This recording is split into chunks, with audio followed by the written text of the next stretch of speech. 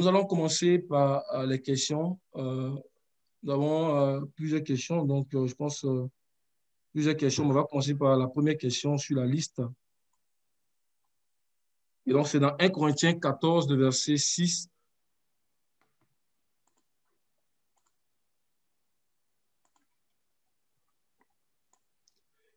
Et maintenant, frères, de quelle utilité vous serais-je si je venais à vous parler en langue et si je ne vous parlais pas par révélation ou par connaissance ou par prophétie ou par doctrine? Amen. Donc, la question, c'est, je voulais avoir une définition claire de révélation, de connaissance, de prophétie, de doctrine. Si possible, quelques exemples. Amen. Donc, je dépose le micro. Amen. Amen. Amen. Je pense qu'il y a une fois où on avait commencé à répondre à ça. Je ne savais pas qu'il y avait une question qui avait été posée pour ça, mais je pense qu'il y avait une question qui avait été posée un mardi, puis on a commencé à rentrer dans ce sujet-là. Bon, je vais donner rapidement les passages que j'avais, les éléments que j'avais, puis si des frères ont également des éléments, ils vont les compléter. Amen. Donc, 1 Corinthiens 14, 6 dit, « Et maintenant, frères, de quelle utilité vous serais-je si je venais à vous parler, si je venais à vous en parlant en langue, et si je ne vous parlais pas par révélation ou par connaissance, par prophétie ou par doctrine. » Amen. Donc, nous voyons aussi qu'il y a quand même quatre notions. Et ces quatre notions nous parlent en fait de niveaux dans la parole de Dieu. C'est-à-dire, en fait, ce sont des niveaux à travers lesquels nous pouvons véhiculer la parole de Dieu. Amen. C'est dans ces quatre niveaux. Alléluia. Donc, on voit ici, le premier niveau, c'est la révélation. Après, par connaissance, par prophétie ou par doctrine. Donc, dont le Seigneur nous permet de pouvoir véhiculer sa parole. Alléluia. Et comme on l'a dit la dernière fois, la révélation, en fait, c'est lorsqu'on met en lumière les choses cachées de Dieu, dans les choses cachées de la parole de Dieu. Et dans ce contexte-là, quand on parle des choses cachées de la parole de Dieu, on parle ici, en fait, du mystère de Christ. Amen. Et puis, on parle aussi de son plan de rédemption. Alléluia. Et par exemple, je pense dans Romains chapitre 11, à partir du verset 33, l'apôtre Paul est en train de révéler un aspect, en fait, du plan caché de Dieu. Et à un moment donné, il s'est exclamé pour parler vraiment des profondeurs de la connaissance et de la science de Dieu. Alléluia, qui sont souvent incompréhensibles, les voies de Dieu qui sont incompréhensibles. Alléluia. Donc, ramener ces choses-là à la lumière, là, c'est vraiment par révélation. Amen. Donc, Romains chapitre 11, à partir du verset 33. Aux profondeurs de la richesse, de la sagesse et de la science de Dieu, que ses jugements sont insondables et ses voies incompréhensibles. Car qui a connu la pensée du Seigneur ou qui a été son conseiller, qui lui a donné le premier pour qu'il ait à recevoir en retour? C'est de lui, par lui et pour lui que sont toutes choses. À lui la gloire dans les siècles des siècles. Amen. Amen. Donc, il dit, ô profondeur de la richesse, de la sagesse et de la science de Dieu, que ses jugements sont insondables et ses voies incompréhensibles. Alléluia. Donc, vous comprenez que ramener ces voies incompréhensibles à la lumière, là, ça ne peut qu'être par révélation. En fait, quand on touche le domaine de la révélation, on va toucher à certaines choses, alléluia, à certains événements en relation avec le plan de Dieu et des événements dans lesquels, en fait, non seulement individuellement, mais collectivement, en tant qu'Église, nous n'avons pas encore pris part. Alléluia. Par exemple, quand on parle de la résurrection d'entre les morts ou encore de la plénitude de la vie, ce sont des événements à venir. Vous comprenez? Et donc, l'Église n'a pas encore pris part à ces choses-là. L'Église dans son ensemble n'a pas encore pris part à ces choses-là. Amen. Parce que ces événements doivent se dérouler lorsque le Seigneur va apparaître dans toute sa gloire avec l'apparition du Seigneur. Alléluia. Donc, ce sont des choses dont on n'a pas encore pris part. Amen. Donc, je ne peux pas parler de ces choses-là par connaissance. On va voir tout à l'heure ce que c'est que la connaissance. Et ce sont des choses dont je n'ai pas encore pris part. Ces choses dont l'Église n'a pas encore connu, l'Église n'a pas encore pris part. Je ne peux pas parler de ces choses-là par connaissance.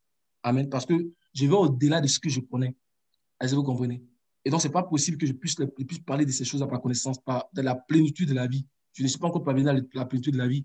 L'Église n'est pas encore parvenue dans son ensemble, n'est pas encore parvenue à la plénitude de la vie, de la résurrection des morts. Alléluia, d'entre les morts. Je ne suis pas encore parvenu à la résurrection des morts. Vous comprenez? L'Église n'est pas encore parvenue à la résurrection des morts. Il y a un seul qui est ressuscité en ce moment d'entre les morts, c'est Christ. Est-ce que vous comprenez? Quand on parle de résurrection d'entre les morts, ça veut dire là où tu ressuscites et puis tu retournes plus à la mort. On ne parle pas de la mort de Lazare. Amen. Et donc, l'Église n'est pas encore rentrée dans ce mystère-là. Donc, on ne peut pas parler de cela par connaissance. Donc, on va voir que ça va être par révélation qu'on peut parler de ces choses-là. Amen. Et ce sont souvent des choses difficiles à expliquer, des mystères qui ne peuvent être qui ne peuvent être seulement qu'accessibles par l'opération du Saint-Esprit, qui lui seul peut sonder les profondeurs de Dieu. Amen. Et aller chercher ces choses-là qui sont donc inaccessibles aux hommes. On va aller dans Proverbe chapitre 25, le verset 2. Proverbe 25, verset 2.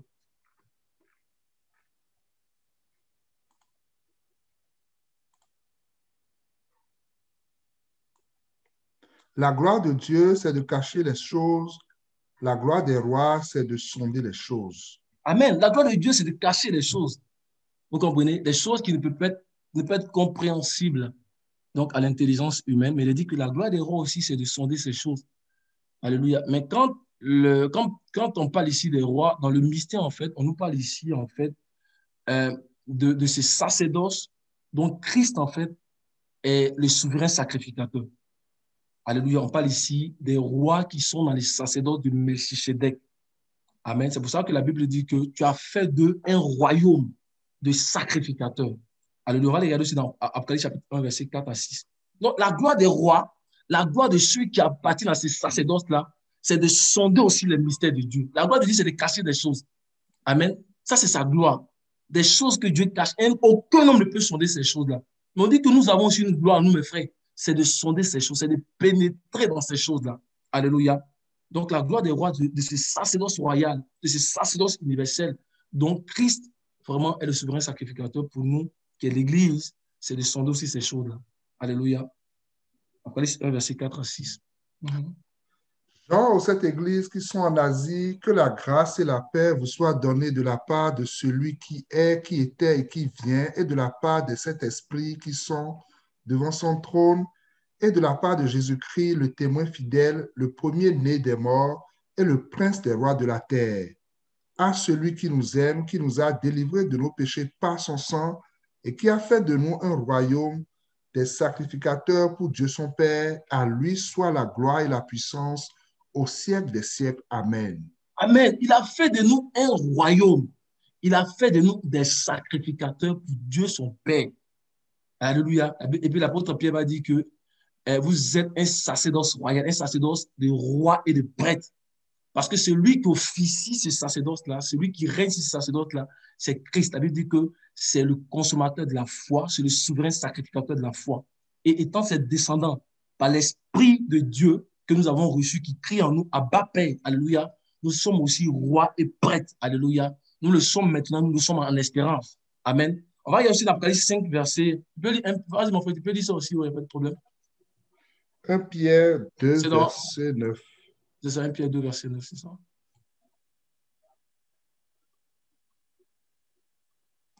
Vous, au contraire, vous êtes une race élue, un sacerdoce royal, une nation sainte, un peuple acquis, afin que vous annonciez les vertus de celui qui vous a appelé des ténèbres à son admirable lumière. Amen. Vous êtes une race élue, un sacerdoce royal. Alléluia. Donc, par l'alliance que Christ a tissée avec son sang. Alléluia. Donc, par l'esprit que nous avons, parce qu'on a dit que dans l'Ancien Testament, c'est vraiment par, fallait être descendant de Abraham, père de Aaron. Alléluia. Donc, il fallait être aussi, je vais dire en fait, de la tribu de Lévi, vraiment pour appartenir au sacerdoce lévitique. Mais dans le Nouveau Testament, dans la Nouvelle Alliance, c'est par la puissance de la vie qui est en nous que nous servons le Seigneur. La Bible dit que nous avons la vie maintenant, nous allons posséder la vie. Celui qui croit en moi a la vie éternelle. Donc, parce que nous sommes nés de nouveau, parce que nous avons la vie de Dieu en nous, nous appartenons à ces sacerdotes. Alléluia. La Bible dit que la gloire, notre gloire, là, c'est de sonder les choses, des mystères cachés de Dieu. C'est d'amener ça à la lumière. Éphésiens 1, verset 18 dit que, afin que vous sachiez, dans le grec, c'est eido. Eido, c'est amener à la lumière ce qui est caché. Alléluia. Éphésiens 1, verset 18. Nous parlons de révélation. Nous parlons vraiment de révélation. Et qu'il illumine les yeux de votre cœur pour que vous sachiez quelle est l'espérance qui s'attache à son appel, Quelle est la richesse de la gloire de son héritage qu'il réserve aux saints? Il illumine les yeux de votre cœur pour que vous sachiez. Amen. Pour que vous allez chercher les choses qui sont cachées. Parce que vous amenez à la lumière ce qui est caché.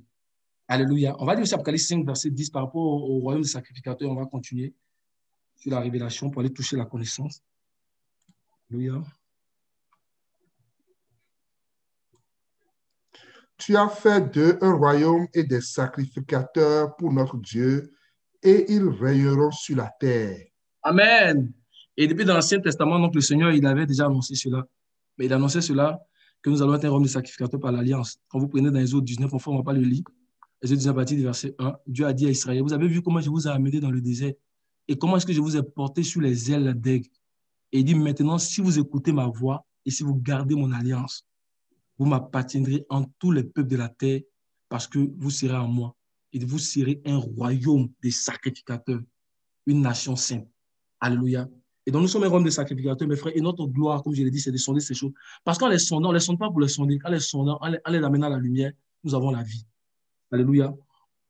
Mais comment est-ce que ceux qui appartiennent au sacerdoce de Melchisédek, c'est-à-dire au sacerdoce de Christ, comment est-ce qu'ils peuvent accéder à ces révélations, à ces mystères cachés de Dieu qui ne sont pas accessibles aux hommes?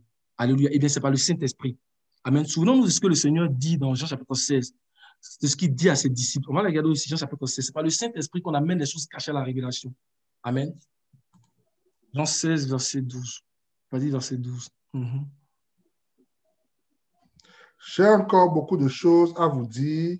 Vous ne pouvez pas les porter maintenant.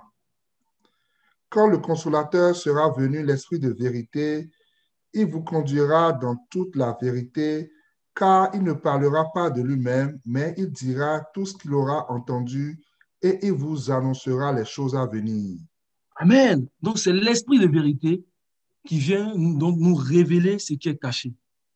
Amen. Et maintenant, de quelle utilité vous serez si je ne vous parle pas par révélation?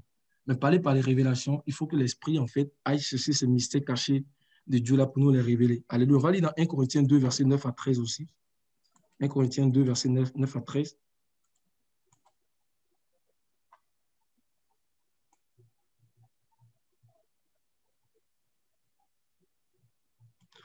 Mais comme il est écrit, ce sont des choses que l'œil n'a point vues, que l'oreille n'a point entendues, et qui ne sont point montées au cœur de l'homme, des choses que Dieu a préparées pour ceux qui l'aiment. Dieu nous les a révélées par l'Esprit, car l'Esprit sonde tout, même les profondeurs de Dieu.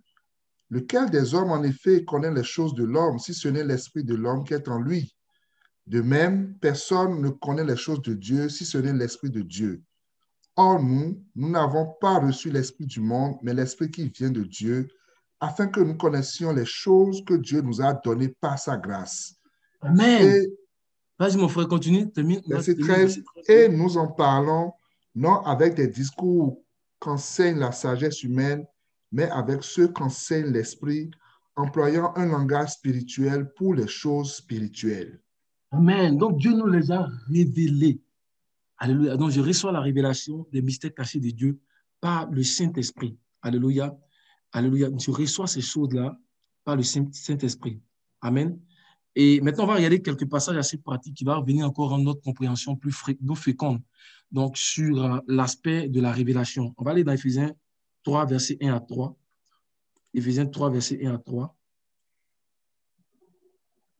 Tu peux lire, ouais, Éphésiens 3, versets 1 à 3, c'est bon. Ouais. À cause de cela, moi, Paul, le prisonnier de Christ, pour vous panier, si du moins vous avez appris quelle est la dispensation de la grâce de Dieu qui m'a été donnée pour vous, c'est par révélation que j'ai eu connaissance du mystère sur lequel je viens d'écrire en peu de mots.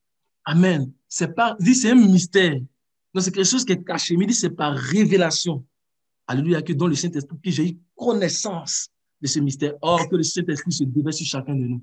Et qui nous donne vraiment, mes frères, de rentrer dans la connaissance du mystère de Dieu. Alléluia. Amen. Par le Saint-Esprit, par la révélation qui nous donne de rentrer dans la connaissance vraiment du mystère caché de Dieu. Et ce mystère, ça nous apporte la vie. Ce n'est pas pour connaître un mystère, mais ça nous apporte la vie, mes frères. On est notre gloire, c'est de sonder. Notre gloire, c'est de sonder. Comprenons qu'on est notre gloire, là. Ça veut dire que c'est une progression dans la gloire. Alléluia. Mais quand tu commences à sonder à la fin, là, tu atteins la statue parfaite de Christ. Et ton corps est glorifié. Alléluia. On dit notre gloire, c'est de sonder ces choses-là. C'est un processus qui est continu. La gloire de Dieu, c'est de cacher des choses. Mais notre gloire, mes frères, notre gloire, c'est de sonder ces choses. Mais ce n'est pas le Saint-Esprit. On va encore lire dans Galates chapitre 1, verset 10 au verset 12, mais faisons plus attention au verset 12, donc, qui utilise le thème révélation. Et maintenant, est-ce la faveur des hommes que je désire ou celle de Dieu? Est-ce que je cherche à plaire aux hommes? Si je plaisais encore aux hommes, je ne serais pas serviteur de Christ. Je vous déclare, frères, que l'évangile qui a été annoncé par moi n'est pas de l'homme, car je ne l'ai ni reçu ni appris d'un homme, mais par une révélation de Jésus-Christ. Amen. C'est le Seigneur lui-même.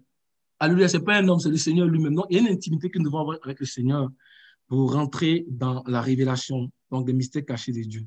Amen. Et on voit que le fondement des fondements qui constituent en fait le Nouveau Testament, ça veut dire tout ce qui est des évangiles et des ministères écrits du Nouveau Testament, c'est par révélation que le Seigneur a donné ces choses-là.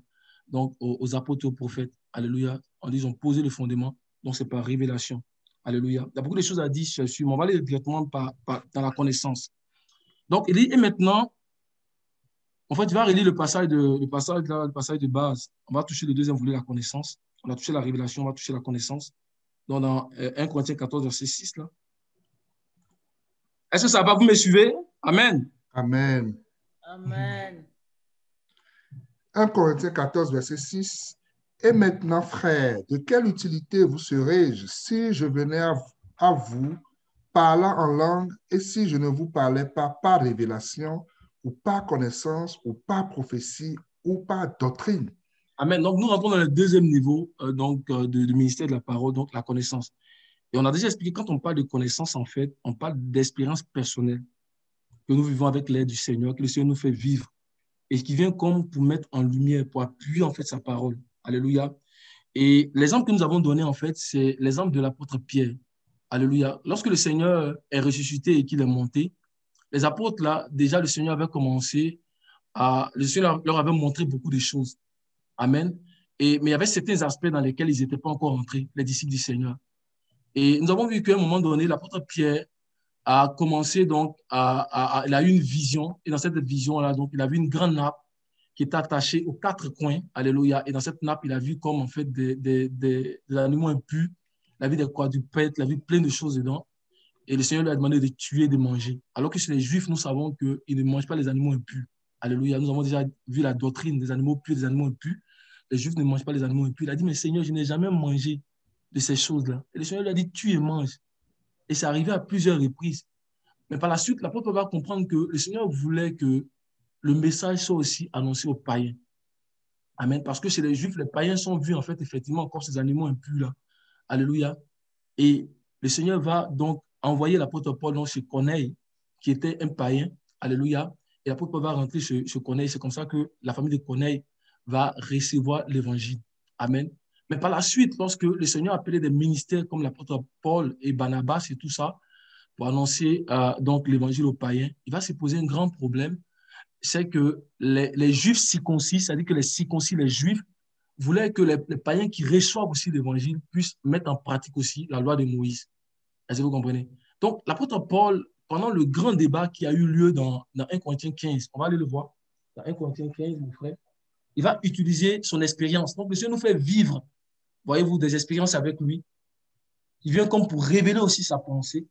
Alléluia, dans 1 Corinthiens 15.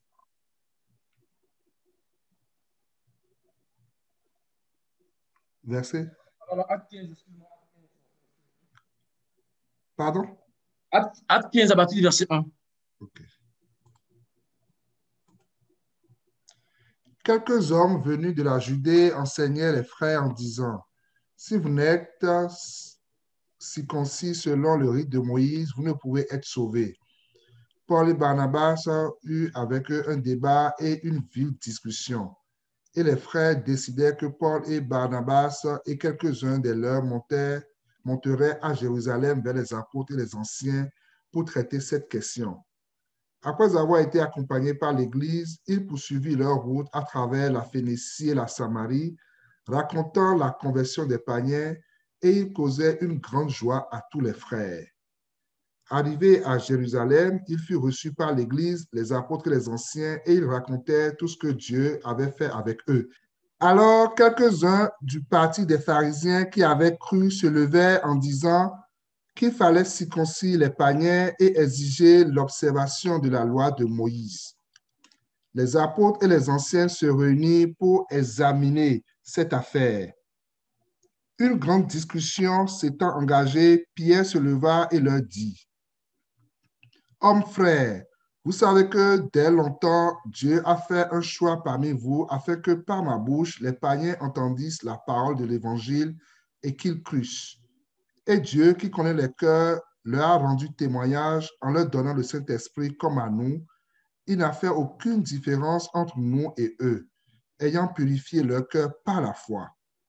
Maintenant donc, pourquoi tentez-vous Dieu en mettant sur le cou des disciples un joug que ni nos pères ni nous n'avons pu porter? Mais c'est par la grâce du Seigneur Jésus que nous croyons être sauvés, de la même manière qu'eux. Toute l'assemblée garda le silence et l'on écouta Barnabas et Paul qui racontaient tous les miracles et les prodiges que Dieu avait faits par eux au milieu des païens. Lorsqu'il eut cessé de parler, Jacques prit la parole et dit: Amen. Merci, mon frère. On voyait que quand ça vient, la connaissance, l'apôtre Pierre a vécu des expériences avec le du Seigneur et il est venu ici donc pour confirmer la parole du Seigneur avec ces expériences-là. Et par la suite, Jacques va prendre aussi la parole et Jacques va venir comme pour appuyer cela. Donc, le Seigneur nous fait vivre des expériences, voyez-vous, et qui viennent comme pour mettre aussi sa lumière en parole. Donc, si on prend la connaissance et la révélation qui sont les deux premiers niveaux, on va dire en résumé que par connaissance, tu vis les choses que tu dis. Alléluia. Par exemple, je prêche le salut parce que je suis sauvé. Ce sont nos expériences avec le Seigneur. Voyez-vous. Mais quand je parle, par exemple, comme je l'ai dit, de la plénitude de la vie, cela, je ne peux pas parler de cela par connaissance. Parce que je ne suis pas moi-même encore parvenu à la plénitude de la vie.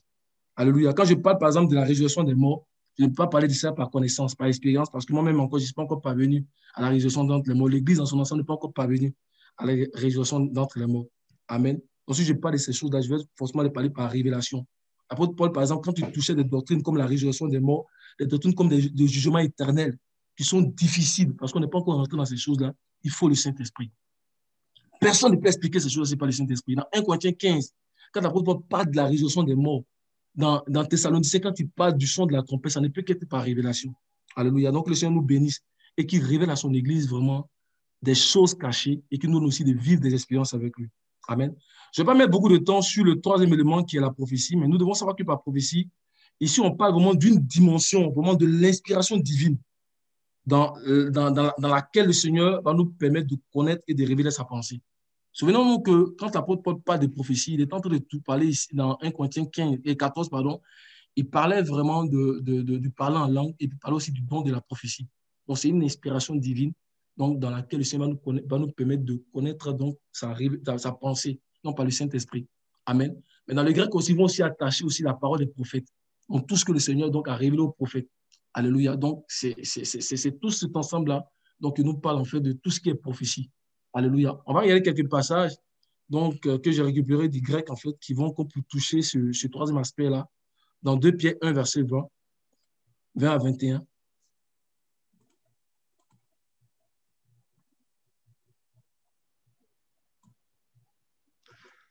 Sachant tout d'abord vous-même qu'aucune prophétie de l'Écriture ne peut être un objet d'interprétation particulière, car ce n'est pas par une volonté d'homme qu'une prophétie a jamais été apportée, mais c'est poussé par le Saint-Esprit que des hommes ont parlé de la part de Dieu. Maintenant, c'est une dimension, alléluia, comprenez, de l'inspiration, alléluia, par le Saint-Esprit pour connaître la volonté de Dieu. Alléluia, pour connaître vraiment la volonté de Dieu. Alléluia, je ne vais pas perdre trop de temps. On peut lire 1 Corinthiens 14 pour bien sonder ces choses-là. Alléluia. Mais on va continuer sur le quatrième aspect pour pouvoir terminer parce que j'ai pris beaucoup de temps déjà. Donc, sur la doctrine. Et pour parler de la doctrine, on va lire dans Jean 7, verset 16 à 17.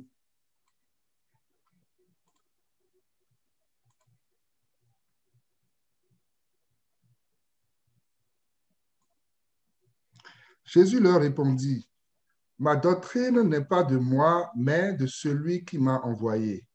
Si quelqu'un veut faire sa volonté, il connaîtra si ma doctrine est de Dieu ou si je parle de mon chef. Amen. Donc, la doctrine, ça nous parle ici de l'ensemble des Écritures. Et nous devons être d'accord avec la doctrine du Seigneur. Alléluia.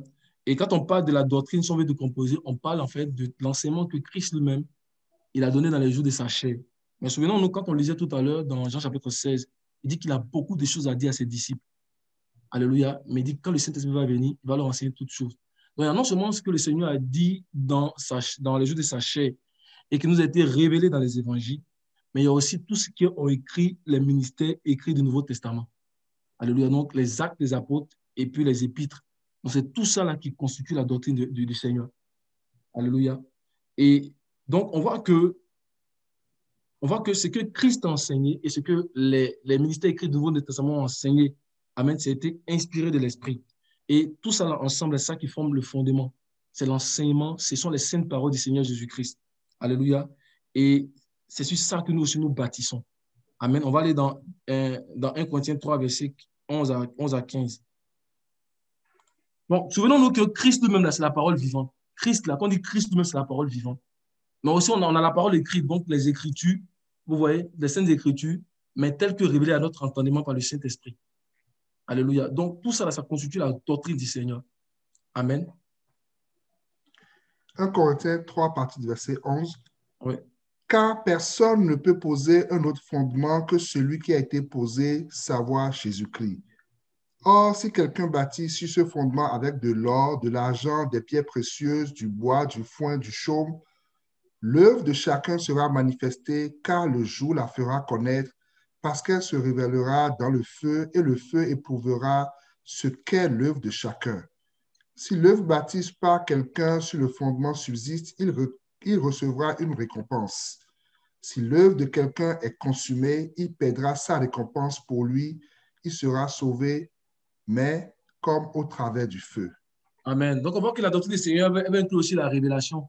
Puisque dans la doctrine du Seigneur, on parle souvent aussi des choses dont l'Église n'a pas encore pris part. Elle va aussi inclure la révélation aussi. Voyez-vous, elle va venir chercher certaines choses dont l'Église n'a pas encore pris part. Comme on a dit, par exemple, la résurrection d'entre les morts. Comme on a parlé, par exemple, aussi de la plénitude de la vie. Amen. Donc, elle est là. C'est les Écritures, en fait, c'est toute la Bible, en fait, qui nous enseigne, en fait, la doctrine du Seigneur. Tout ce que les apôtres nous ont enseigné, en fait, ça a été vraiment pas une révélation du Seigneur, mais ça détaille aussi, vous voyez, la doctrine du Seigneur. Amen. Donc, je vais m'arrêter ici. Puis par la suite, s'il y a des questions peut-être pour spécifier, on va les spécifier. Je vais passer le micro aussi à d'autres frères pour pouvoir compléter. Que le Seigneur nous bénisse. Amen. Amen. Sois béni, mon frère. Amen. Moi, je voudrais, comme le temps est en train de partir, je voudrais intervenir aussi rapidement. Et déjà, ce que je veux dire, c'est que le Seigneur nous donne de considérer deux éléments assez importants dans le tabernacle. Je veux parler du chandelier et de la table sur laquelle il y avait les pains de proposition. Nous parlons de la parole. Donc, lorsque le Seigneur a dit à Moïse de disposer les éléments du tabernacle, il a demandé à Moïse de mettre la table du côté nord et le chandelier en face, de manière à ce que le chandelier puisse éclairer en face. Donc, le chandelier avait une fonction de révélation. Éclairer pour dire révéler. Amen. Je vais y revenir peut-être à la fin. Mais pour attaquer directement la question, je voudrais qu'on considère quelques images à travers l'histoire de Daniel. Ça va nous donner une progression, mais ça va nous donner vraiment une approche pour pouvoir faire la différence entre vision, prophétie, connaissance, révélation. À mesure qu'on va lire ces textes-là, je pense qu'on va être capable de saisir quelques éléments dedans pour pouvoir faire la différence, bien saisir les nuances. Amen. Donc, la première histoire, c'est dans Daniel chapitre 2, suite au rêve de Nebuchadnezzar. Lorsqu'il a fait venir devant lui les astrologues, les magiciens, les prêtres chaldéens pour lui donner l'explication de son songe, et puis qu'il n'était pas capable. Et puis qu'il avait décrété que tous les sages devaient mourir. Et suite à cela, Daniel, ayant entendu ça, il allait avec ses compagnons, ils ont prié le Seigneur pour que le Seigneur donne la révélation de ce songe-là.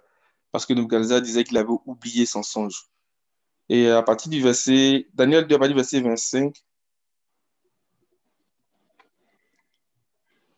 Ajoc conduisit promptement Daniel Après cela, Daniel se rendit auprès d'Ajok, à qui le roi avait ordonné de faire périr les sages de Babylone.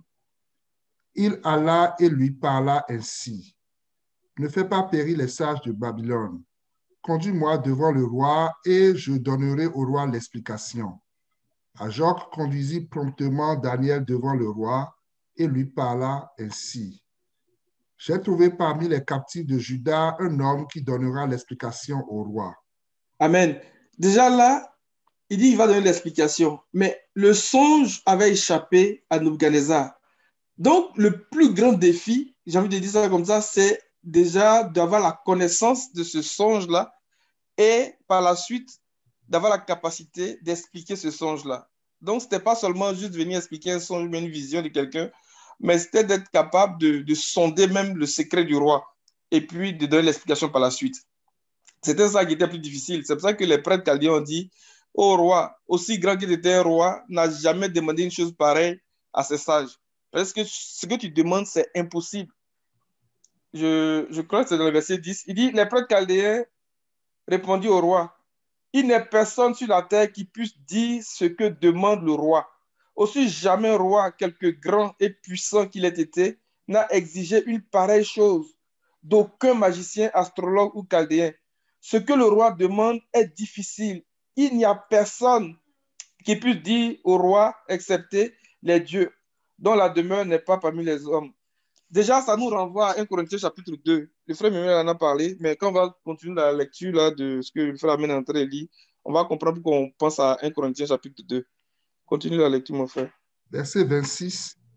Le roi prit la parole et dit à Daniel, qu'on nommait Belsachar, es-tu capable de me faire connaître le songe que j'ai eu et son explication? Amen. Donc, es-tu capable de me faire connaître le songe et son explication? Mais ce songe, en réalité, était devenu comme un secret profond. Était devenu un secret que même le roi lui-même qui avait eu ce songe avait oublié. Donc, le premier défi, c'était d'avoir la connaissance de ce secret et l'explication par la suite. Vas-y. Daniel répondit en présence du roi et dit, ce que le roi demande est un secret que les sages, les astrologues, les magiciens et les devins ne sont pas capables de découvrir au roi. Mais il y a dans les cieux un Dieu qui révèle les secrets et qui a fait connaître au roi Nebuchadnezzar ce qui arrivera dans la suite des temps. Amen. Donc, j'aimerais dire, la première chose, la révélation vient toucher à ce secret-là, qui est profondément caché. Amen. Quand quelqu'un est assis devant toi, là, tu ne peux pas te faire une idée exacte de ce qu'il pense. Des fois, son expression faciale ou bien les non-dits ou bien les expressions non-verbales vont te permettre de deviner un peu ce qu'il pense. Mais le gars allait dormir. Il a fait un songe et puis il a oublié. Donc, c'est profondeur dans profondeur. Il a oublié le songe. Déjà, même c'est un songe qui est difficile, mais il a oublié. Les gars, imaginez un peu, imaginez sur l'instant. Tu n'es pas capable de savoir ce que quelqu'un pense quand il est assis là, il ne dort pas. Et il dort qu'elle a fait un rêve qu'elle a oublié. Donc, il faut aller dans profondeur, dans profondeur. La pensée intime de l'homme est un abîme. Qui peut le connaître? Il est là, il ne dort pas. Tu ne peux même pas connaître ses pensées. Après, il a dormi. Il a fait songe. Donc, pour venir montrer que le secret était tellement profond, le secret était tellement caché. C'est pour ça que Daniel, dans sa prière de reconnaissance à Dieu, va dire vraiment, la sagesse se trouve avec toi, la lumière est avec toi. C'est toi qui révèles ce qui est profond et caché. C'était profond, mais c'était aussi caché. Donc, le Seigneur va venir au premier niveau apporter la révélation. Mais il a fait connaître à Daniel le songe. Mais il faut être capable d'interpréter maintenant. Et c'est ça que Daniel dit. C'était quoi le verset 28? 28, ouais, la fin. Voici ton songe et les visions que tu as eues sur ta couche. Verset 29. Sur ta couche, ô roi, il t'a montré des pensées touchant ce qui sera après ce temps-ci, et celui qui révèle les secrets t'a fait connaître ce qui arrivera. Si ce secret m'a été révélé, ce n'est point qu'il n'y ait en moi une sagesse supérieure à celle de tous les vivants, mais C'est afin que l'explication soit donnée au roi et que tu connaisses les pensées de ton cœur. Amen. Donc, l'explication vient donner la connaissance. L'explication vient donner la connaissance. Où est-ce que je m'en vais avec cette histoire, premièrement? Dans Romains 16, verset 25, tu peux trouver ça pour nous, s'il te plaît? Oui. C'est pour ça que nous devons apprécier l'évangile que le Seigneur nous a donné. Le secret de Dieu là, a été tenu, je dis, c'est quelque chose qui était scellé, qui était caché même. Les prophètes ont commencé à parler de ce secret-là. Le Seigneur les a envoyés, ils ont parlé. Mais c'est le Seigneur Jésus lui-même qui est venu révéler ce secret. Tu peux lire Romains 16. Romains 16, verset 25. À celui qui peut vous affermir selon mon évangile et la prédication de Jésus-Christ, conformément à la révélation du mystère caché pendant des siècles, mais manifesté maintenant par les écrits des apôtres d'après l'ordre du Dieu éternel et porté à la connaissance de toutes les nations, afin qu'elles obéissent à la foi à Dieu, seul sage, soit la gloire au siècle des siècles par Jésus-Christ. Amen. Amen. Donc, quelque chose qui est caché, qui est porté à la connaissance par la révélation. Est-ce qu'on saisit un peu ce qui se passe? Ça concerne des choses qui sont cachées, mais ce sont des choses qui étaient écrites. Quand on prend les Écritures, le Seigneur a dit, il a tout dit. Par exemple, dans Apocalypse chapitre 10, il dit que le jour où on entend le son de la dernière trompette, le mystère de Dieu va s'accomplir. Comme il a annoncé à ses serviteurs, le prophète. Donc, le prophète a commencé à parler de quelque chose. Mais c'est voilé, c'est caché, c'est un secret, c'est scellé. Mais lorsque le Seigneur vient enlever ce voile-là, il nous donne la révélation. Et cette révélation va donner la connaissance de ce secret-là. Amen. Amen. Verset 28, verset 29, verset 30, comme Daniel est expliqué au roi.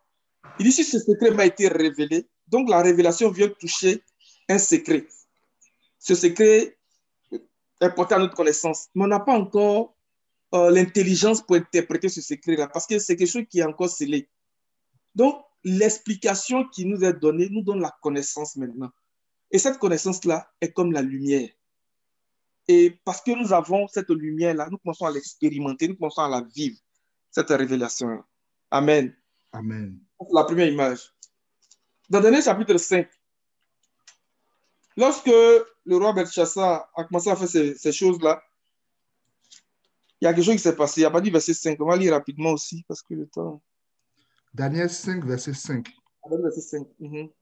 En ce moment apparurent les doigts d'une main d'homme et ils écrivirent en face du chandelier sur la chaude de la muraille du palais royal.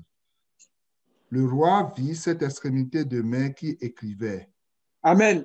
Regardez bien ce qui se passe dans le verset 5. On dit en face du chandelier, il y a une écriture. C'est pour ça que tout à l'heure je disais, il faut considérer le chandelier et la table avec les pains de proposition pour dire la parole. Donc le chandelier qui avait la fonction de révéler les Écritures. Les deux éléments sont vraiment importants, sont vraiment capitaux. Alléluia. Et dans cet épisode-là, on dit qu'il y a une écriture qui est apparue sur le plâtre du mur qui était là, en face du chandelier. Le Seigneur est en train de montrer que c'est la lumière, je veux dire, c'est l'esprit de sagesse et d'intelligence qui va venir, l'esprit de sagesse et d'intelligence, c'est la lumière, qui va venir apporter la connaissance de ce secret-là. Parce que l'écriture était là, mais il n'était pas capable non seulement de lire et même de donner l'interprétation. C'était ça le défi aussi. La chose est là, mais tu ne peux pas lire. Ou bien on dit qu'il faut lire, il dit c'est pas lire. Alors qu'il est là à l'école. Ben, celui qui n'est pas là à l'école, là, c'est pire. Il va dire je ne suis pas là à l'école, je ne sais pas lire. Pourtant, c'est sous ses yeux. Vas-y. Verset 6. Alors le roi changea de couleur et ses pensées le troublèrent. Les jointures de ses reins se relâchèrent et ses genoux se heurtèrent l'un contre l'autre. Le roi cria avec force qu'on fit venir les astrologues, les chaldéens et les devins, et le roi prit la parole et dit aux sages de Babylone, quiconque lira cette écriture et m'en donnera l'explication sera revêtu de pourpre, portera un collier d'or à son cou et aura la 3e place dans le gouvernement du royaume. Tous les sages du roi entrèrent, mais ils ne purent pas lire l'écriture et en donner au roi l'explication. Sur quoi le roi Belshachar fut très effrayé, il changea de couleur et ses grands furent consternés. Vous voyez, c'est ça la situation de Babylone, en fait. Babylone, c'est ça la confusion. Quand on dit confusion, c'est ça la confusion. C'est là. On dit faut lire, il dit c'est pas lire. Donc, si c'est pas lire, comment elle va venir donner l'interprétation? C'est ça le problème de Babylone. C'est la confusion. La confusion. Continue, mon frère. Verset 10. La reine, à cause des paroles du roi et de ses grands, entra dans la salle du festin et prit ainsi la parole. Ô roi, vis éternellement. Que tes pensées ne te troublent pas et que ton visage ne change pas de couleur. Il y a dans ton royaume un homme qui en a, lui, l'esprit des dieux saints, et du temps de ton père, on trouva chez lui des lumières, de l'intelligence et une sagesse semblable à la sagesse des dieux. Amen. L'apôtre Paul dit dans 1 Corinthiens 14 que de quelle utilité vous serais-je si je viens chez vous en parlant d'autres langues? Parce que la Bible dit que celui qui parle en des langues étrangères, c'est-à-dire si quelqu'un parle que je ne comprends pas, il est un étranger pour moi et moi aussi je suis un étranger pour lui. Donc, celui qui va venir là, il faut qu'il soit capable de venir nous expliquer ce qui est écrit. Parce que cette explication va venir comme une lumière, elle va venir comme une révélation, elle va venir nous donner de la connaissance. Mais ce qui est écrit là, ça parle aussi d'une prophétie, ou bien ça parle de la prophétie. Amen. Amen. La prophétie elle-même là, de manière, c'est-à-dire au sens large là, elle va englober des visions, elle va englober des secrets, des mystères, elle va englober tout ce qui est parole de Dieu. Donc, il faut qu'on soit capable, que le Seigneur nous donne l'esprit de sagesse, son esprit de sagesse et de révélation, pour que ces mystères-là soient décodés, soient révélés, et que l'explication nous soit donnée, pour que nous en ayons la connaissance et que nous puissions les expérimenter. Amen. Amen. C'est ça. La prophétie, là, ça touche tout ça, là. Continue la lecture, on va lire parce que le temps est en train de courir. Là. Aussi, le roi Nebuchadnezzar, ton père, l'établit chef des magiciens, des astrologues, des chaldéens, des devins, parce qu'on trouva chez lui, chez Daniel, nommé par le roi Belsassar, un esprit supérieur de la science et de l'intelligence, la faculté d'interpréter les songes, d'expliquer les énigmes et de résoudre les questions difficiles. Que Daniel soit donc appelé et il donnera l'explication. Vraiment que ces choses-là, le Seigneur nous donne ça par le Saint-Esprit. Qu'il y ait des lumières dans l'Église de Québec. Qu'il y ait des lumières. On dit parce qu'on a trouvé chez lui, chez Daniel, nommé par le roi Belchassar, un esprit supérieur de la science. La science, là, dans notre version, c'est de la connaissance et de l'intelligence. Donc, ça vient montrer ce que Ésaïe nous dit dans Ésaïe 11, verset 2. Il dit l'esprit de Dieu, qui est l'esprit de sagesse et d'intelligence. L'esprit de conseil et de force ou de puissance dans cette version. L'esprit de connaissance et de crainte de l'Éternel. Alléluia. C'est vraiment important. On dit la faculté d'interpréter les songes, d'expliquer des énigmes et de résoudre des questions difficiles. Que Daniel soit donc appelé et il donnera l'explication. Quand on va continuer la lecture, on va voir ce que l'explication veut dire. Vas-y. À partir du verset 13. Alors Daniel fut introduit devant le roi. Le roi prit la parole et dit à Daniel, « Es-tu ce Daniel, l'un des captifs de Juda, que le roi, mon père, a amené de Juda? J'ai appris sur ton compte que tu as en toi l'esprit des dieux et qu'on trouve chez toi des lumières, de l'intelligence et une sagesse extraordinaire. On vient d'amener devant moi les sages et les astrologues afin qu'ils lussent cette écriture et m'en donnassent l'explication. Mais dans ma version 21 ici, il dit, on vient d'amener devant moi les sages et les astrologues afin qu'ils lisent cette inscription et qu'ils m'en fassent connaître l'explication. Donc l'explication là donne la connaissance. L'explication donne la connaissance. Continue ta lecture, s'il te plaît. Mais ils n'ont pas été capables de révéler l'explication des mots. Verset 16. J'ai appris que tu peux donner des explications et résoudre des questions difficiles. Mhm. Maintenant, si tu peux lire cette inscription et m'en faire connaître l'explication, tu seras habillé de pourpre, tu porteras un collier en or à ton cou et tu auras la 3e place dans le gouvernement du royaume. Amen. J'ai appris le verset. Il dit maintenant, si tu peux lire cette inscription et m'en faire connaître l'explication. Que le Seigneur soit béni. Amen. Quand on va dans le chapitre 12, à partir du verset 3, même déjà dans le chapitre 9, Daniel avait vu dans les livres que le terme des années de la captivité était de 70 ans. Mais 70 ans arrivés, il n'y a rien qui s'est passé. Donc il a commencé à chercher le Seigneur. Et puis à partir du verset 20, il dit que je priais, je parlais encore. Quand l'homme que j'avais vu dans ma présente vision est venu auprès de moi au moment de l'offrande du soir et il s'est entretenu avec moi. On va lire ça aussi. Les choses sont écrites. Le Seigneur a donné. Mais il faudrait que nous ayons la connaissance, il faudrait que nous ayons la révélation, mais l'explication de ce qui a été dit. Donc, l'ange Gabriel vient et puis il dit à Daniel, quand tu as commencé à prier, la parole a été libérée et je viens maintenant pour te l'annoncer. Dans la version française courant, j'aime la façon dont c'est dit. Daniel 9, français courant. Oui. À partir du verset 22, par exemple, pour aller vite un peu. Daniel 9, à partir du verset 22. Ouais.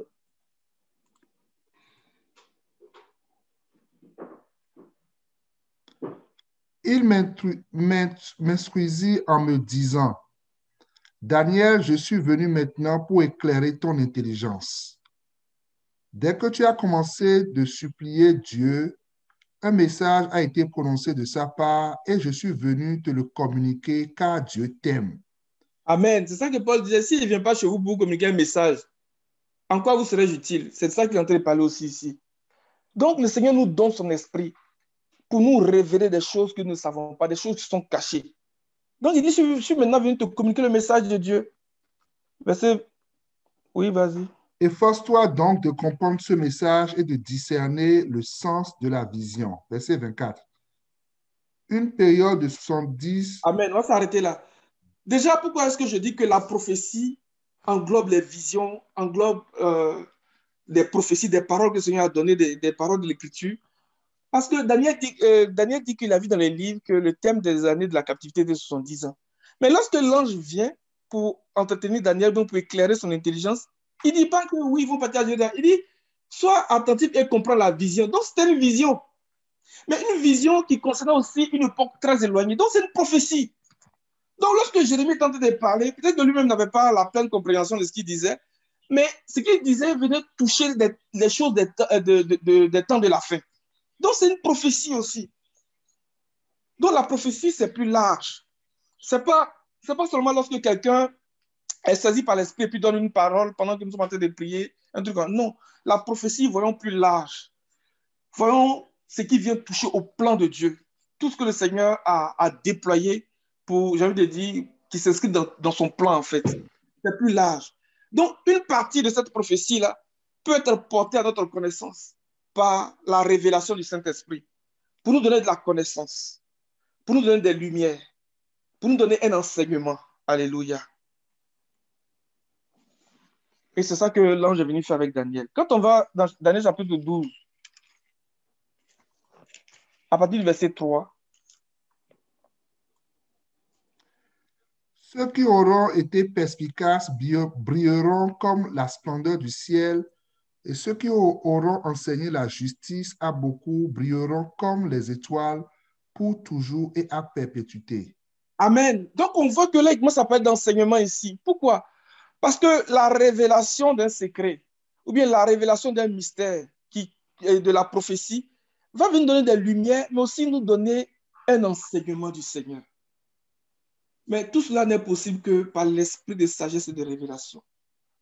L'esprit de conseil et de force, l'esprit de connaissance des craintes de l'Éternel.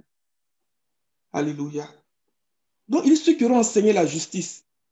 Mais avant de dire ça à Daniel, Daniel avait vu des visions, beaucoup de choses. C'était des mystères, des choses même que jusqu'à Dieu, on ne comprend pas. Mais dans ça, là, il dit ceux qui auront enseigné la justice. Donc, la révélation de ces choses va nous donner un enseignement et même va nous donner de la connaissance. Continue ta lecture, s'il te plaît. Verset Quant à toi, Daniel, tiens ces paroles cachées et marque le livre du sceau du secret jusqu'au moment de la fin. Beaucoup seront perplexes, mais la connaissance augmentera. La connaissance va augmenter comment? C'est à mesure que la révélation va nous être donnée. Donc, on va voir l'enseignement qui vient avec, mais aussi on va voir de la connaissance, expérience. Amen. Amen. Et l'Église du Seigneur doit crier à Dieu que les étoiles qui sont dans sa main droite nous soient données en abondance. Lorsque, dans Apocalypse chapitre 5, l'apôtre Jean a vu cette vision du... Un instant. Dans le chapitre 5 d'Apocalypse, il dit que parce que personne n'était capable de prendre le livre, d'abord même de le regarder, de le prendre et de l'ouvrir, il a beaucoup pleuré. Parce que si la révélation ne nous est pas donnée, on ne va pas avoir des lumières, on ne va pas avoir de la connaissance, on ne va pas avoir la doctrine du Seigneur. Et si on n'a pas ça, comment on va se préparer? Comment on va progresser dans la foi? Comment on va être encouragé? Comment on va grandir dans la foi? Alléluia. Amen. Que nous soyons de ceux qui crient au Seigneur. Que le Seigneur donne les dons de ministère. Parce que si nous n'avons pas la révélation des Écritures, les amis, c'est comme Babylone. Eux, là, leur petit problème, ils appellent les sages, les magiciens, les astrologues. Parce qu'ils pensent que c'est avec les coris, les gris-gris qui peuvent comprendre les choses de Dieu. Tu ne peux pas comprendre les choses de Dieu. Ce sont les choses de l'esprit. Donc, petit truc, Nebuchadnezzar, il appelle les magiciens, les astrologues. Assuérus lui-même, quand il a commencé à déployer sa femme, il appelle les astrologues, les magiciens. Il dit ceux qui connaissent le droit. Quel droit ils connaissent? Mais eux, là, le monde de Babylone, c'est comme ça. C'est la divination, c'est l'astrologie, c'est la magie. Mais c'est parce que quand il parle d'astrologie, la Bible dit que les enfants d'Issachar, là, étaient capables d'avoir la connaissance des temps et des saisons et de dire à Israël ce qu'il fallait faire. Quelque part, on dit qu'ils savaient lire dans les étoiles, mais ce n'était pas de l'astrologie. C'était l'esprit de sagesse et de révélation. C'est ce que Daniel dit. Il dit ceux qui auront été perspicaces, c'est l'esprit de perspicacité. C'est ceux-là qui vont donner instruction à beaucoup, qui vont enseigner beaucoup et qui vont prêcher la justice. Donc, c'était ces images que je voulais amener pour nous permettre de nous situer, pour saisir les nuances entre les révélations, les prophéties, les visions, et puis les enseignements, et puis les messages que le Seigneur transmet à l'Église. Et que vraiment, 1 Corinthiens 2, là, vraiment soit pour nous, au nom de Jésus. Je vais m'arrêter là, il y a 22 heures. Amen, amen. Vraiment Amen. que Dieu te bénisse, mon frère. Alléluia.